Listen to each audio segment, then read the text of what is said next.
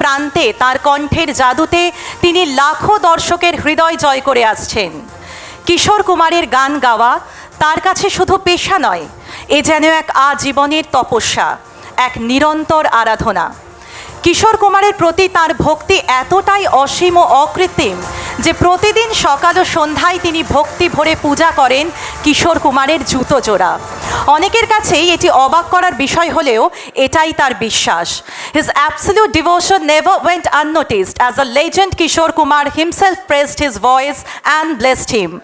বাংলার বুকে কিশোর কুমারের এক জীবন্ত উত্তরসূরি, এক অনন্য কিংবদন্তি শ্রী গৌতম ঘোষ মহাশয়। Ladies and gentlemen, put your hands together for the legendary singer Mr. Gautam Ghosh.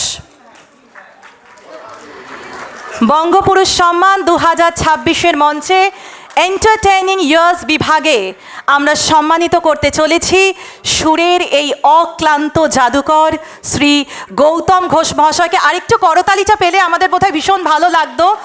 অগ্রজ শিল্পী, তার গান শুনে সত্যি আমরা বড় হয়েছি। আমি রিকোয়েস্ট করব mister Anindya Sarkar and mister Sandip Basak to please join us on stage and give away the award.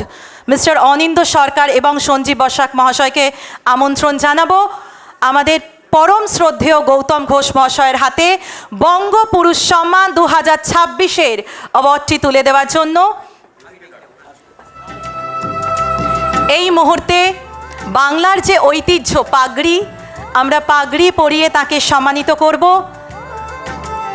এবং তারপর আমরা তার হাতে বঙ্গপুরুষ সম্মান 2026-এর সম্মাননাটি তুলে দিচ্ছি। হাততালিটা একটু জোরে হবে।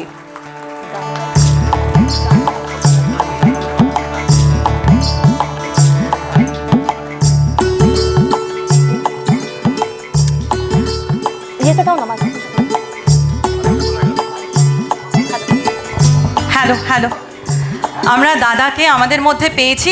আমার তো মন ভীষণ করছে একটা গান শুনি। আপনাদের কি করছে? জোরে হ্যাঁ বলবেন। হ্যাঁ তো জোরে বলতে হবে একদম, ব্যাস একদম। কথা বলতে পারি না, গান গাইতে আগে গান গান কি বলবো, সারা জীবন গানে গেয়ে গেলাম, কথা বলতে পারলাম না। কথা খুব ভালো বলতে পারে, ওই সামনে বসে আছে না চন্দন, অর্জুন, ওরা সব খুব ভালো ভালো বলতে পারে। অর্জুন গানটা তো দারুণ গায়, ও আমার সঙ্গে একসঙ্গে অনেক শো করেছি আমরা একটা সময়। আসলে কিশোর কুমারের ব্যাপারটা কি জানেন? কিশোর কুমারের ব্যাপারটা হচ্ছে আমার জীবনে আমার বাবা মার পরে যদি কারোর স্থান থেকে থাকে সেটা কিশোর কুমার। আমি ভদ্রলোকের সঙ্গে 1987 সালে 13ই অক্টোবর মারা গেলেন। 84 সাল থেকে 12ই অক্টোবর পর্যন্ত আমি তখন বোম্বেতে থাকতাম, ওনার সঙ্গে আমি মিশতাম, ওনার বাড়ি গেছি, চা খেয়েছি, গল্প করেছি, শয়ে শয়ে রেকর্ডিং দেখেছি। এই যে পাদুকার কথা বললো না, পাদুকাটাও আমার ওইভাবে নেওয়া। অমিত কুমার আমাকে বললেন যে বাবার স্মৃতি হিসেবে তুমি এই একটা পেন দিচ্ছিলেন আমাকে। আমি দেখেছি এই পেনটা ব্যবহার করতে কিশোর কুমারকে, আমি রাজি হইনি পেন নিতে। আমি বলেছিলাম আমি জুতো নেব, বলে সে আবার কি, তুমি জুতো নিয়ে কি বাবা জুতো নিয়ে তুমি পরবে নাকি? বললো না না। বলে কেন, জুতো কারণটা কি? আমি তখন বলেছিলাম যে অমিতদা, আমরা মন্দিরে গেলে ঈশ্বরের মুখের দিকে তাকিয়ে সমস্ত প্রার্থনা জানাই, যখন প্রণাম করি তার পায়ে হাত দিয়ে প্রণাম করি। তো উনি তো আমার ঈশ্বর, তার পায়ের জিনিসই আমার কাছে থাকুক, নাই বা হল হাতের জিনিস। তাই আমি পাদুকা নিয়ে এসেছি। কেউ সহজভাবে নেবে, কেউ একটু কঠিনভাবে নেবে, নিজ্ঞে। এটা আমার ভক্তি, আমার শ্রদ্ধা। আমি আজও তার জুতোকে পুজো করি। কোনো অনুষ্ঠানে যাই, যে এখানে এসছি এখানেও তাকে সেই জুতোকে প্রণাম করেই আমি এসেছি। 52 বছর গান গাওয়া হয়ে গেল, 73 বছর বয়স হয়ে গেল। আর তো 2-4 বছর হয়তো বাঁচবো বা হয়তো গাইতে পারবো। জীবনের না অতদিন সম্ভব না। সেঞ্চুরি মাথা খারাপ, তারপরে কাউকে বলতে হবে 5 মিনিটে শুয়ে দে বাবা। এনিওয়ে,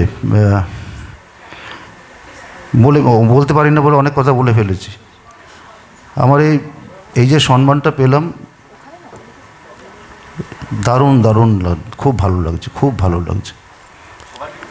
আমি কৃতজ্ঞ এদের প্রত্যেকের কাছে। আমি কিশোর কুমারের উদ্দেশ্যেই আমি 4টে লাইন আপনাদের শোনাই। বাবা, তোদের এখানে রিভাব বলে কিছু আছে? একটু দেখি।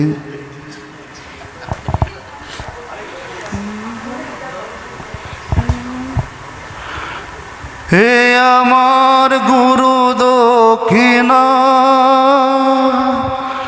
গুরুকে জানাই প্রণাম, যার শুভ কামনায় আমি এ সুর পেলাম। হে আমার গুরু দক্ষিণা,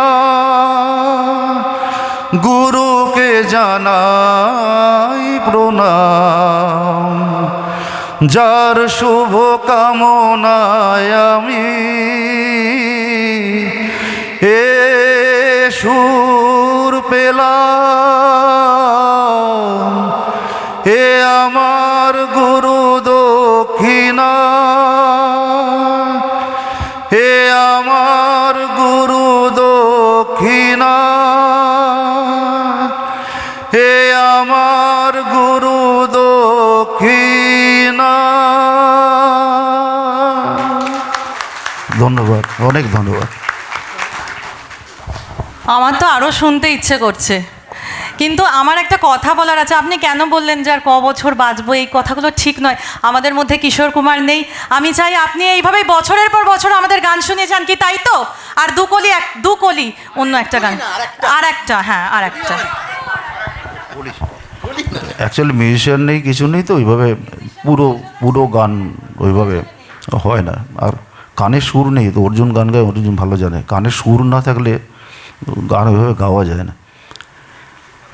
একটা গান গতকালকের একটা অনুষ্ঠানে সমস্ত এজেড পার্সনরা ছিলেন, মানে সব অ্যাবাভ 60 ইয়ার্স সবাই। তাদের শখ হয়েছিল বুড়োদের যে আর একটা বুড়োর গান শুনবো, আমাকে ডেকে নিয়ে গিয়েছিল। 2-3টা গান গিয়েছিলাম। সবার পরে একজন বয়স্ক ভদ্রলোক এসে বললেন যে একটা গান খুব ইচ্ছে হয় শুনতে, কিন্তু আপনি কি গাইবেন? আমি যে দেখুন, আসলে আমি 52 বছর গান বাজনা করছি, কোনোদিন কোনো খাতা, কোনো ডায়েরি আজ পর্যন্ত ব্যবহার করি না। যা আমার মাথাতে থাকে আমি তাই গাই। যে গান জানি না, মনে পড়ে না, আমি শ্রোতাদের কাছে স্বীকার করিনি, মনে নেই। আমি বললাম যে দেখুন, আমার 4টে লাইন মনে আছে। বলে 4টে লাইনই গান না। এই গানটার পেছনে একটা ইতিহাস আছে। এই গানটার সুরকার ছিলেন শচীন দেব বর্মন। এই গানটার যখন রেকর্ডিং হয় তখন শচীন দেব বর্মনের উনি স্ট্রোক হয়েছিল, উনি নার্সিং হসপিটালে ভর্তি ছিলেন। কিশোর কুমার গিয়ে দেখা করেছিলেন ওনার সঙ্গে। এটা আমার আব্দুল ভাইয়ের কাছ থেকে শোনা, কিশোর কুমারের যিনি সেক্রেটারি কাম ড্রাইভার ছিলেন।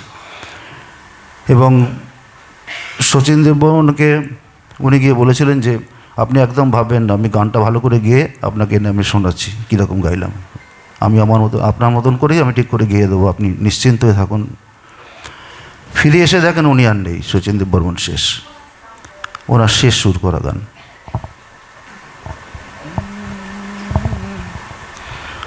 বড়ি সুনি সুনি হ্যায় जिंदगी ये जिंदगी बड़ी सुनी सुनी है जिंदगी ये जिंदगी मैं तुझसे हूँ यहाँ अजनबी अजनबी बड़ी सुनी सुनी है। Thank you, thank you. ওই যে বলে না, যেতে নাহি দিব তারে তবু যেতে দিতে হয়। ইচ্ছে করছে না, কিন্তু থ্যাংক ইউ সো মাচ দাদা। মানে সত্যি শুরুটা যদি এরকম হয়, বুঝতে পারছেন তো আজকে অনেক অনেক সারপ্রাইজ ওয়েট করছে। টবিন presence Banga Purush Samman 2026 co powered by New Town Nirman and Basak interior. আমরা দেখে নেব আমাদের পরবর্তী এভি।